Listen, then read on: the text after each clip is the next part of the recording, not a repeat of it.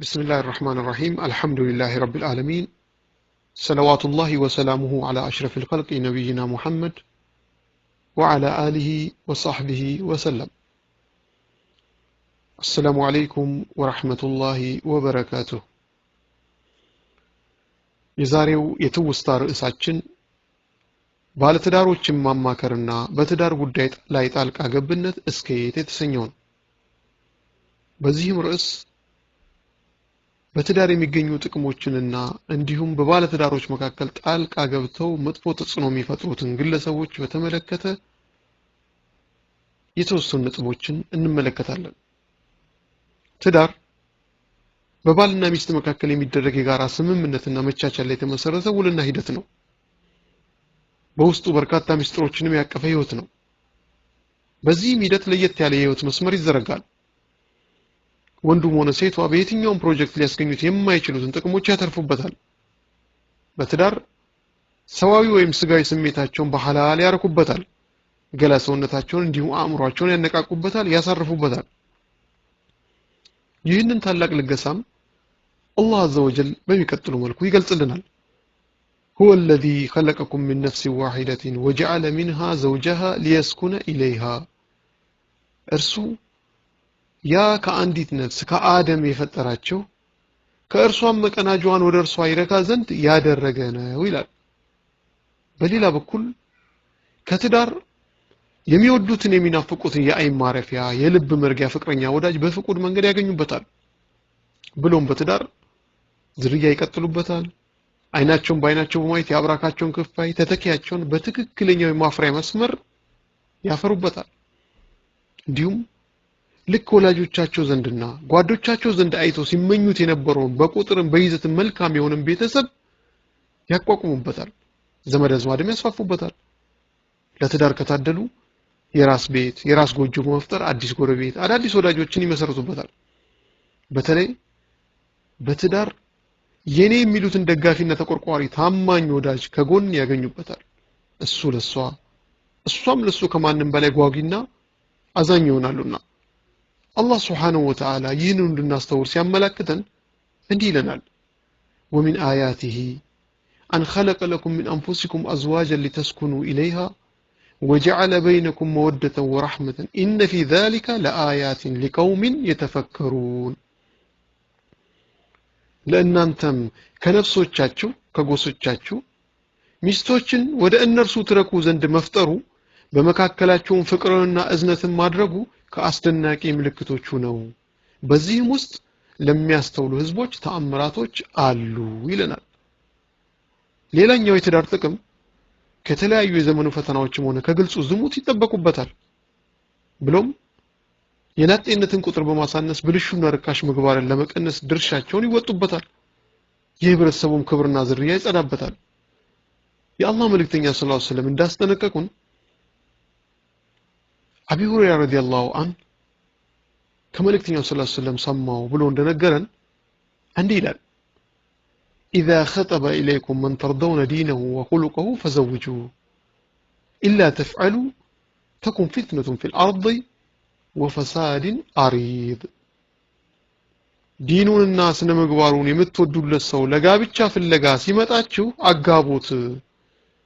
ይህ ካልሆነ ግን በምድር ላይ ከባድ የሆነ ፈተናን እንዲሁም ብልሽትን ታሰፍናላችሁ ብለዋል ይለናል። በዚህ ሐዲስ እንግዲህ መልእክተኛው ሰለላሁ ዐለይሂ ወሰለም ዲኑን በመተግበር የሚታወቅ ብሎም መልካም ባህሪ ያለው ሰው እናንተ ዘንድ ያለችን ሴት ሊያገባት ሲጠይቃችሁ እምቢ አትበሉትና አጋቡት። የማታጋቡትና የምትመልሱት ከሆነ ትርፉ ሴቷን መበደልና ወንጀልን ማስፋፋት እንጂ ጠቃሚ ነገር የለውም እያሉን ነው። በተጨማሪም ለመልካም ትዳር የታደሉ ክቡር መንደር ሀገርና ማህበረሰብ ይገነቡበታል። እንዲሁም እሱ በሷ እሷ በሱ ብሎም በሚያፈሩት ልጆችም ሰበብ የዱንያ ላይ ርዝቃቸውን ያስፋፉበታል። ከጋብቻ በፊት የነበረው ጥበትና ድህነትም ከትዳር በኋላ እየቀለለና የጎደለው እየሞላ እየተመቸ ይሄዳል። በመልካምነታቸው ልክም የዱንያና የአኺራን ስኬት ይጎናጸፉበታል። ሱረቱ ኑር ላይ አላህ Subhanahu Wa Ta'ala የገለጸልን ብንመለከት ይህንን እናስተውላለን። وأنكحوا الأيام منكم والصالحين من عبادكم وإمائكم إن يكونوا فقراء يغنيهم الله إن يكونوا فقراء يغنيهم الله من فضله والله واسع عليم ከናንተም ትዳር የሌላቸውን አጋቡ ከወንዶች ባሮቻችሁና ከሴቶች ባሮቻችሁም ለጋብቻ ብቁ የሆኑትን አጋቡ ድሆች ቢሆኑ እንኳን አላህ ከችሮታ ያከብራቸዋል አላህም ስጦታው ሰፊ አዋቂ ነውና ይለናል ስለሆነም ይህንን ታላቅ የሆነ የህይወት ማዕከል በቀላሉ ማፍረስና መበተን ጉዳቱ የከፋ በመሆኑ ሁሉም የራሱን መልካም አስተዋጽኦ ማድረግ ይገባዋል በተለይ ወደ ባለትዳሮቹ መቅረብ የሚችሉ ግለሰቦች ለነርሱ መራራቅና ለአንዳቸው ባንዳቸው ላይ ማመጽ ሰበብ እንዳይሆኑ መጠንቀቅ ይኖርባቸዋል በመሆኑም በሁለቱ ግለሰቦች ዙሪያ የሚገኙ ወዳጆች መልካም በማሰብ ይሁን በሌላ አስተሳሰብ የወዳጆቻቸውን ትዳር ከሚያናጋ አካሄድ ሊርቁ ይገባል ይህ ሲባል ግን እሷ ወይም እሱ ሲበደሉ በዝምታ ይለፉት ማለት እንዳልሆነ ግልጽ ነው ይልቁንም ባላቸው ቅርበትና ወዳጅነት ልክ ለማግባባት መጣር አለባቸው በባለትዳሮች መሃል በመግባት በተለይ ሴቷን የሚቀይሩ ባሏን እንዳትታገስ በአቅሙና በኑሮ ልክ ተቻችላ እንዳትኖር እያናናቁ ገፋ የሚያደርጓት ይኖራሉ በዚህም ሰበብ ቀላል የነበሩ አለመግባባቶችም ሆኑ ግጭቶች ወደ መካሰስ ወደ መበዳደልና መለያየት ያመራሉ ስለሆነም አንዲትም ባለትዳር ሴት በባሏ ላይ እንድታመጽ ያደረጋት ማለትም ስነ ምግባሯ ጸባይዋ እንዲበላሽ ሰበብ የሆነ ሰውን በተመለከተ ጠንካራ የሆኑ ማስጠንቀቂያዎች ተላልፈዋል የአላህ መልእክተኛ ሰለላሁ ዐለይሂ ወሰለም እንዳሉት من خبب زوجة امرئ او مملوكه فليس منا ያንድን ሰው ሚስት ወይም አገልጋይ ሰራተኛ በሱ ላይ ያሳመጸ ከኛ አይደለም ብሏል እንዲሁም መልዑን من خبب امرأة على زوجها አንዲትን ሴት በባሏ ላይ ብልሹ እንድትሆን ያደረገ እርጉም ነው ብሏል ይህንን በተመለከተም ሼክ ሷሊህ ፈውዛን አልፈውዛን ሐፊዘሁላህ ሲያብራሩ እንዲህ ይላሉ በሐዲስ እንደመጣው ሚስትን በባሏ ላይ ያሳመጸ እርጉም ነው ተብሏል ይህ ደግሞ ባህሪዋን ያበላሸ ባሏ ላይ እምቢተኛ እንድትሆን ያደረገ ለማለት ነው ለመጥፎ ጸባዩ ሰበብ የሆነ ወደ ክፋት የጎተጎታት የሳባትና በባለቤቷ ላይ እንድታመጽ ስርዓት እንድትጥስ ያደረጋት ሰው ከመልካም ሙስሊሞች አባል እንዳልሆነና አልፎም ከአላህ ረህመት የራቀ እርጉም መሆኑን ያሳያል ብሏል እንግዲህ በዚህ መሰረት በተለይ በአሁኑ ወቅት ልብ ሊባል የሚገባው ጉዳይ ሆኗል የእያንዳንዱ ቤተሰብን የሚያንኳኳ ዜና ቢሆነ ነው ይህ ባህሪ በሚስት ጓደኞች ቤተሰቦች ወላጆች እንዲሁም ጎረቤቶችና ሌሎች ጣልቃ ገብ ባህሪ ባላቸው ግለሰቦች የተፈተኑበት ሆኗል አዛኝ ቅቤ አንጓች እንዲሉ ለትዳሮች መፈረካከት ሰበብ ይሆኑ ለሷ ብዬ ነው ለሱ ብዬ ነው የሚሉ ወገኖችም ሊመከሩና ይህንን የመሳሰሉ ሐዲሶችን ልብ ሊሉት ይገባቸዋል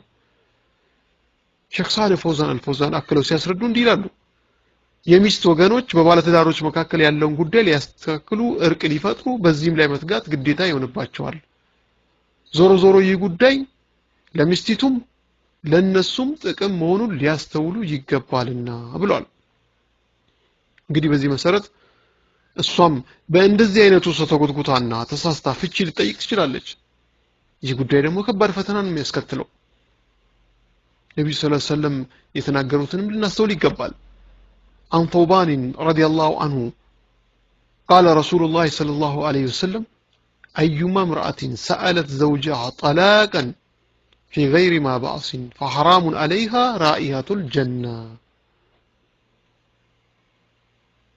ማንኛውም ሴት ያለ በቂ ችግር ባሏን ፍቺ ከጠየቀች የጀነት ሽታዋ حرام ይሆንባታል ብለዋልና በጣም ልንጠነቀቅ ይገባል ምክንያቱም በቂና ሳማኝ ምክንያት ሳይኖራት በጉትጎታ ተጽዕኖና ነገሮችን በመወጠር ወደ ፍቺ መሄዷ ከጀነት ያቅባታልና እንኳን ስለተገባበት ሽታው ይናፍቃታል ለትዳሯ ታማኝና ታጋሽ ልትሆን ይገባል እንዲሁም በዚህ ሰበብ ወደ ወራዳ ተግባርም ልትዘልቀ ይሆናልና ለዚህ ጥፋቷ ሰበብ መሆን ከከባድ ወንጀሎችም ይቆጠራል ስለሆነም ከዚህ አይነቱ የአጥፊነት ጣልቃ ገብነት መራቅ አለብን አላህ Subhanahu Wa Ta'ala በሰዎች ጉዳይ ገብተን ፊትና ከመፍጠርና ራሳችንንም ከማስረገም ይጠብቀን ላለው والله اعلم وصلى الله على نبينا محمد وعلى اله وصحبه وسلم